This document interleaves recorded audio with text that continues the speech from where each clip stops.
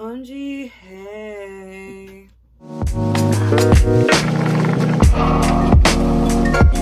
Hey, it's Rachel. And I decided at, what time is it? 10:47 to film a video because I need content. I'm on a YouTube grind right now and I don't want to stop it. So, because I've had 2 pretty good videos so far and I don't want, like, I'm on that grind and then stop making videos. I just dyed my hair darker. I don't know how I feel about it. Chocolate caramel, 535, medium golden mahogany brown. In some lights it looks red and I don't like that. I'm in my pajamas, not wearing a bra. But we here, we doing that YouTube grind. So I've been on YouTube for a year now. A year was like January 19th or something. My first ever video was books I read in 2021. And I was going to do books I read in 2022. However, I recorded that video, did it on the floor of my room back home. The lighting was really bad. The sound quality was really bad. It was just really, really bad. And so I decided not to do a books I read in 2022 because I read a lot and it would just be way too long of a video. Could not find the time or the place to do it. So I decided not to do it. However, I have been reading a lot recently. I'm gonna do, if I read a lot in a month, I will do a what I read in January. So this video is what I read in January of 2023. I read 4 books, which is really good. Proud of myself.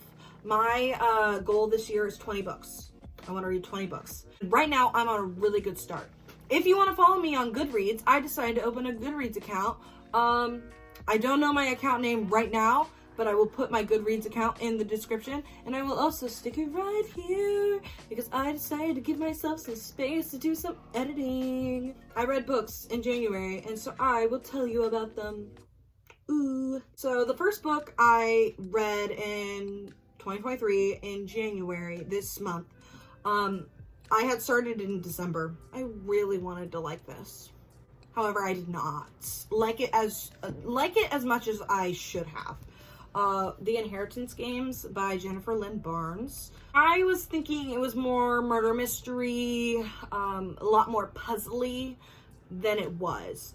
I feel like, the beginning did not give me enough insight in our main character, Avery, for me to be rooting for her the entire book. I don't know her enough to root for her. You know what I mean? Like, she has no goals and no aspirations for me to, like, root for her. So there's really no point in me liking her, I guess, because she has no goal. There is no end goal that she's searching for. It's for other people that it's whatever. This was really, really slow. It was really, really slow. It was just going through her day-to-day life of her, like, transitioning from being super, super poor, living in her car, to having all this money and going and being pretty famous and getting death threats, whatever.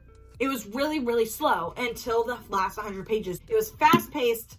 It was going puzzly, like trying to figure out who's trying to kill, like people trying to kill each other. It was a lot. I really liked the ending. The ending was so good, and like the last 100 pages was my favorite. I hate when books do that. Like, the last 100 pages is what I expected the whole book to be. I gave it a 3.5 out of 5. It was good. It was entertaining at the end. Am I going to read the sequel?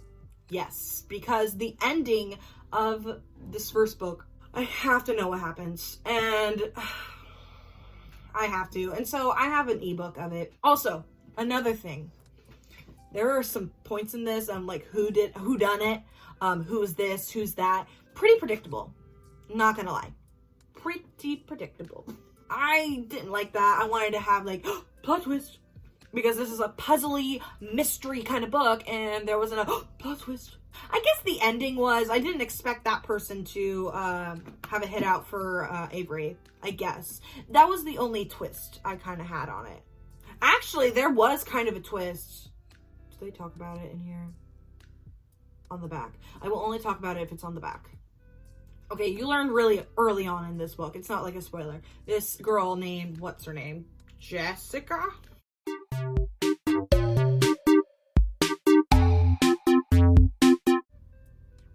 Emily, that's her name. Jessica. I don't know where I got Jessica. Pretty early on, you learn that she dies.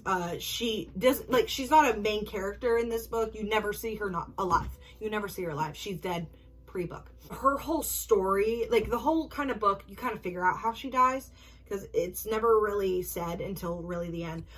Did not expect the reasoning behind her death. Really surprised me. That's really the only thing that pretty surprised me, in all honesty. 3.5 out of 5. Pretty good. You know. Now, we went from this intellectual mystery entertainment, and we're going completely left field to Ruby Dixon's Ice Planet Barbarians. This, I gave it a 5 out of 5. And I picked it up for one reason, and one reason only. And for what it is, I gave it a 5 out of 5. Not because it is like an intellectual read. It is a great piece of literature. I give it a 5 out of 5 because I knew what I was getting into, and I knew what I wanted to get out of this book, and I got it out of this book. Spoiler alert, it was smut. This has so much alien sex in it, and I loved it. It delivered. Everything that I wanted out of this book, it gave to me. Did I want large blue men? Yes. Did I want large, hot blue men? Yes. Did I want large, hot blue men with large penises? I did. Did I get that? Yes, I did. So I cannot complain. I give it a 5 out of 5 stars because I got what I expected. I don't know why I didn't think that I would actually get a backstory on why they ended up in the on the planet. I was like, oh, okay. So also, this guy, does he do some bad things on Earth? Like on Earth would be considered what the actual fuck. But this is a different planet. They're a different culture. He didn't know. My third read of January was Ruby Dixon's Barbarian Alien, the sequel of Ice Planet Barbarians. So the entire point of this kind of series about like how they got to the planet is the fact that a group of girls, same age, same kind of family background, were kidnapped by this species of aliens that they called them basketball heads because they looked like basketballs. Like they're very stereotypical alien with like large green head, large black eyes, like stereotypical. They kidnapped them and stole them to pretty much enslave them. The spaceship that they got kidnapped on crashed into this ice planet. Our main character, Georgie, she gets off of this spaceship that's crashed that they've been stuck in, and she goes find help, and that's where she meets Vectel, falls in love with him because they have this sort of cooey, kind of like this little worm inside of them that kind of, it's like a mating bond. Georgie and Vectel's story in Ice Planet Barbarians finished, over, done. There's still this huge group of girls from this spaceship, so the rest of the books are about those other girls. And so Barbarian Alien is love story between Rahash and Liz. Now Liz is this country girl badass who don't need no man, and Rahash is, they have horns. He actually has one broken horn, and he's kind of like a loner. He doesn't he's not in the in crowd. He doesn't really have any like good friends in the tribe. And so he steals Liz away because he understands that he resonated with this chick, and he needs to go to he has a special unknown cave, and he's like, I need this girl to fall in love with me. I know she doesn't want to fall in love with me. I need her to fall in love with me. And so it's kind of like enemies to lovers, denying love. Like Liz felt a huge attraction toward Rahash, but she wouldn't let herself be attracted to him. I liked Barbarian Aliens, like, sex scenes more than I like Ice Planet Barbarians. But maybe it's because I knew Liz more. And I kind of understood what I was getting into, like, how sex was gonna work kind of thing. Because, like, in Ice Planet Barbarians, I was like, okay, man has what on his, man has a tail. Oh, the second book, I was just like, okay, when we get into the part when they having sex. So when are they doing that? You're not yet? Oh, okay, yeah, like, take your time. But, like, it's getting late. But I really liked the denying of love, the kind of denying, touching, but, like, kind of teasing. Loved it. I absolutely loved it. And I also gave it a 5 out of 5 because it is what it is. It's not a great piece of literature, but I read it for the reason that it was written. And it delivered what I wanted out of it. So I can't complain. 5 out of 5. Barbarian Alien by Ruby Dixon, which is the sequel to Ice Planet Barbarians. Next book that I read that I most recently finished, I finished in 4 days. And for a book this size, did not expect to finish this in 4 days. Credence by Penelope Douglas. This was the 4th and final book of January 2023. I gave this a 3.8 out of 5. It was really good. I knew it's Penelope Douglas book. We all know what we're getting into. The same way I knew what I was getting whenever I was reading Ice Planet Barbarians. Did I understand exactly what kind I was getting in? No. She did a really good job in developing Tiernan's story in a very short time. Like, the opening of this book is her looking out the window as her dead parents are being taken away behind her. Her parents took their own lives and kind of left her to her own devices. It's established in this book, like, at the beginning, they did not like her. It gave me Morticia and Gomez Adams. Very PDA, very I love you, you are my world, you are this all the time. But they did not care for their child. They didn't. They left them to, like, they left Tiernan to, like, nannies and assistants and stuff like that because they were pretty famous. Tiernan's father had a stepbrother out in Colorado who has 2 sons who are a little older than her. So she goes to Colorado to live with her great uncle and his 2 sons, her cousins. And you just kind of go through the notions of she doesn't talk to people because she never was talked to. She was never cared about.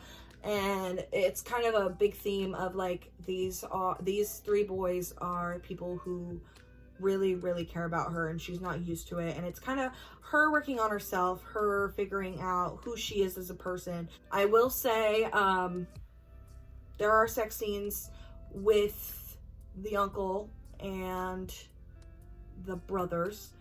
However, you kind of guess that, like, she's with 3 men on top of a secluded hill in Colorado with no access to internet or civilization. Wonder how that's gonna go. Don't do anything sexual until after she turns 18, which, great for that. At one point, it's just those 3 for, like, majority of the book. Those 3 in Tiernan, majority of the book, and I forgot that they were uncle and cousins. Like, because they're not actually uncle and cousins. Like, blood relation, not at all. There's really no familial relationship either, because she forgot they existed until they called up, and she was like, oh, right, my dad and his stepbrother. It kind of made me feel better, the fact that, like, they're not actually cousins, they're not actually uncle and niece. The only thing I didn't enjoy was the fact that she called him Uncle Jake for, like, a few times. Stop reminding me. I'm trying to let it go. I am trying to ignore it, because in my mind, that's just weird. Because I have very good relationship with my uncles, and just reading it and being reminded that, like, he's her uncle kind of creeps me out. Don't like how she would call him uncle, because, like, I thought it was really good. The sex scenes were very, very good. But they were just, I don't know. You'd have to read it to, like, understand it. I will say, so one of the brothers, he can't speak. And at one point, Tyrion gets really mad at him and says, just speak. I know you want to just speak. Tell me, speak to me. Why won't you speak to me? He hasn't spoken since he was 4, and you think he's just gonna start speaking now because you're mad at him? No. I loved Noah. I could not get enough of Noah. Made me so happy. Comedic relief, so sweet, such a great, like, if I met this man in person, he would be my best friend. I loved him. Caleb, the one who can't speak, like, really questionable, and I kind of ignore it. It's fictional. Some, like, really weird things that are, like, kind of off-putting, and the way Penelope Douglas, like, writes it is, like, stop, but keep going. Stop, but keep going, because I'm enjoying it. It's just, it really throws me off. It's really weird. But there are times that Caleb does, like, really sweet things without speaking. Like, he does these, it's like actions speak louder than words, and his actions are so loud. He is very sweet without talking to her, and it's just the little tiny things. But I gave it a 3.8 out of 5 because it was good, but there are books I've given a 4 out of 5 that were better than this, so I didn't want to give this a 4, but it definitely wasn't a 3, and it definitely wasn't a 3.5 either. So I think a 3.8 is a really good number for this. What I'm currently reading right now is The Invisible Life of Addie LaRue. I am on, like, page 40. I'm giving it 100 pages. Currently, it's, like, really slow. But it is beautifully written. Like, the words in this book, absolutely gorgeous, and you can feel the emotion inside these words. It is absolutely beautiful. Currently, I'm really liking it. It's just kind of it's just a little slow. I like how time periods are, it kind of bounces between time periods of, like, when Addie LaRue was alive, because she's immortal. I just love the relationships she like tries to she creates with people, and like, such meaningful relationships, to only think about they forget about her literally the next day. It's overwhelmingly sad and beautiful at the same time. I could talk about books for hours upon hours, so if you want to see more book content, please comment below. If you enjoy seeing and listening to me talk and enjoy seeing videos of me, like, comment, subscribe. This isn't my normal, I normally vlog and try to do lifestyle things, but I need content, and sometimes I just like doing a sit-down video to talk about things I've read. Make sure to take care of yourself, drink water, take your vitamins, and I will see you hopefully next Thursday. Bye.